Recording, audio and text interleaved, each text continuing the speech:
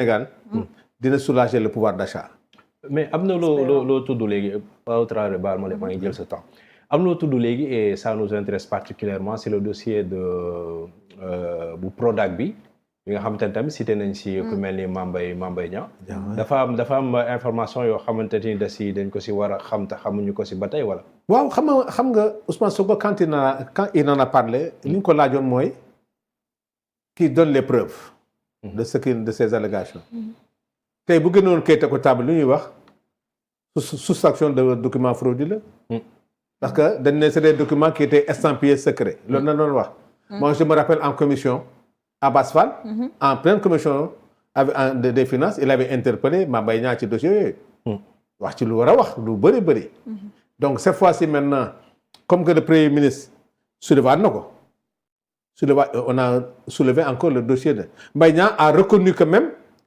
pré-rapport am na am na ay pré-rapport ak rapport yooyu yëpp c'est des problèmes de forme comme que pré-rapport am na te boo seetloo sax am na ay temps le contentieux de Mbaye Niang et de Amadou Ba foofu la jóge woon et j'ai beaucoup loué aussi la sincérité de Maïmouna Ndour biñ ko tuddee ci affaire Prodac bi elle a bien expliqué que moom li ñu ko joxoon daf ko séddale à certains médias xam nga kon nit ñaa ngi information yi génn mais bii génn nii nag mooy dàq yëpp nag parce que bii moom bon c'est l'État qui a les dossiers en main maintenant xam nga problème mooy ñu doon accuser tey ñoo yor dossiers yi te aujourd'hui Sanu Dione peut-être que ñemul génne document wax mais tey un premier ministre c'est comme le ministre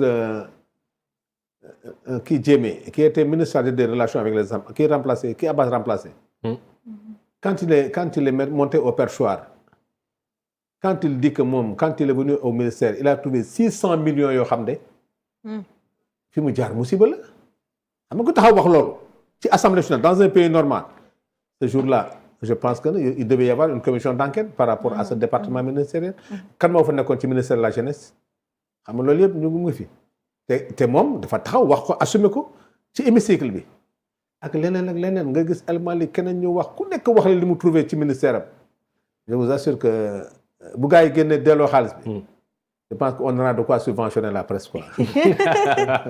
ah non mais finalement est-ce que alors si kaw répression beeg yëpp baax na il est tout à fait normal que ñu def lii di jubal jubbanti mais mbaa du leen yóbbu tey si jëfante boo xamante ni wàllu politique moom moo koy animer encore une fois. tu sais cette fois-ci qu'est-ce qui va se passer?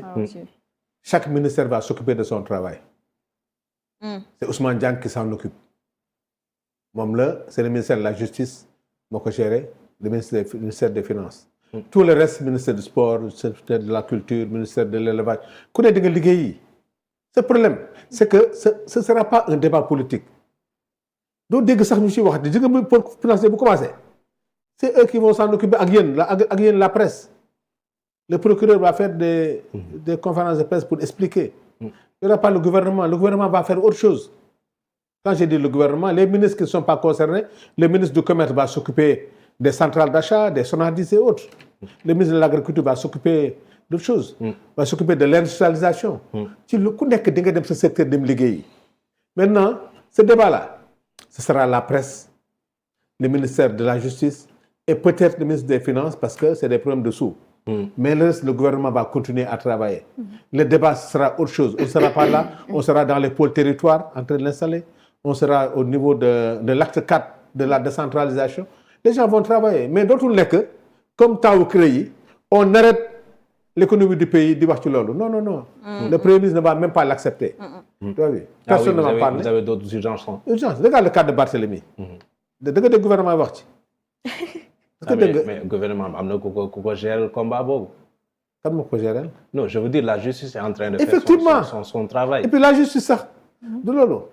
C'est le préfet qui a fait, il a laissé ça à la justice politicienne. On a interdit, c'est pas votre problème. C'est que voilà, dès qu'il faut le toll. C'est que, quand on a fait le ministère de l'Église, le premier ministre de l'Église, le président de la République. Mais Bart c'est Sonko qui est derrière tout ça. C'est normal quand même qu'il en parle. C'est normal. Bart. Mais kuy lap fu mun jàpp rek lay jàpp actuellement bon pour moom il considère Ousmane Sonko mooy adversaire am bon il tire sur moi mais xam ne kii le gars qui a écrit ça c'est Macky Sall. C'est lui qui l'a condamné c'est Macky Sall. Donc quand il parle d'Ousmane Sonko dafay wax mais c'est Macky Sall qui l'a condamné définitivement. Alors que Macky Sall avait la possibilité de l'amnistier, il avait la possibilité de refaire le procès. xam nga loo ma jaaxal ñun ñëpp on s'est battu pour qu'il ne soit pas condamné. Contrairement à ce que les gens foofu mooy erreur bi. Quand on se battait pour Barthélémy pour qu'il ne soit pas condamné la Ousmane Sonko di ko xeex il ne doit pas être condamné. Macky ne da koy condamné mais du fait que la condamnation définitive Macky Sall def na ko loo ci mën a téye yow l'application de la loi. bés boo ñàkkee appliquer loi ci Barthélémy suba Awa Touré Awa Traoré je ne le souhaite pas Sanu Dione je ne le souhaite pas Samb danga nga am maay toi bi lebal nga ma 1000 francs fayuma la nga def nangam ainsi de suite xam nga la justice doit être ferme. jubanti bi mooy loolu suñu bañee ñu appliquer loi bi nañ ko modifier nañ ko abroger changer ko. mais tant que la loi est là jubanti bi mooy il faut appliquer les lois. mais justement appliquer les lois c'est vrai mais tamit honorable ce qu'on a constaté mooy souvent bi Pastef ñëwee ba tey bon pas Pastef je vais dire le gouvernement. Le gouvernement Pastef clair. Non, moi je veux pas dire ça. Il y a un gouvernement, c'est Bassirou Diomaye Faye qui est le président de la République. Ousmane Sonko étant le Premier ministre, c'est le gouvernement de tous les Sénégalais. Mais ce qu'on a constaté, moi, pour la plupart des questions judiciaires, pourtant on a cité des ministres de ce gouvernement-là, et jusqu'à maintenant, il n'y a pas eu d'acte posé du côté de la justice. Et quand il s'agit maintenant des opposants, gis nañ fi le cas de comment il s'appelle Diakhaté Moustapha Diakhaté gis nañ fi tey ñu ngi cité keneen koo xam ne ku mel ni Farba Ngom la certainement ils vont le convoquer on a convoqué Adama Gaye ainsi de suite mais jusqu'à maintenant il n'y a pas eu d'ouverture d'information judiciaire par rapport ak lu mel ni l'affaire de Lazer l'affaire de Cheikh Tidiane Dièye pourquoi en fait mu mel ni dafa am justice à deux vitesses boobu. non xam nga flagrant délit Moustapha Diakhaté ñaanuma yàlla li mu wax doo fi ko wax. Moustapha Diakhaté li mu wax c'est que Moustapha Diakhaté waxul benn wax rek c'est des séries de propos qu'il a sorti ñaanuma yàlla sax. ñuy discuter ci kaw Moustapha. mais ndax Cheikh Omar Diagne li mu wax gënul jéggi dayoo loolu tam. non Cheikh Omar Diagne saagawul kenn def na wax boo xam ne. saagawul kenn. non du saaga quoi. mais c'est une offense. entorse la ce qu'il a dit c'est vrai ou faux mais ça gêne le gouvernement. mais teg na ko si ay deeru askanu lëbb. waaw non teg na ko sama maam man tey mënu naa indi suma titre de reconnaissance de la nation française bu sama papa bi man Ousmane Diagne man laal na ma personnellement li mu wax dëgg la dëgg en tout cas kenn waru ko wax. te man dama xalaat sax dafa juum. c'est un débat scientifique. débat boo xam ne am na keneen ko wax c'est des choses yoo xam ne position bi mu nekk ci à la présidence il ne doit pas tenir ses propos. il a géré le gouvernement il a mis un couteau au cœur de la République. loolu dañ ko d'accord. mais le président a pris une décision de sortir de la présidence. loolu sanction la sanction bi dafa tardé pourtant. waaw mais nag attention. jël na temps benn temps boo xamante ne bu nekkoon ñeneen la du jël temps boobu yëpp.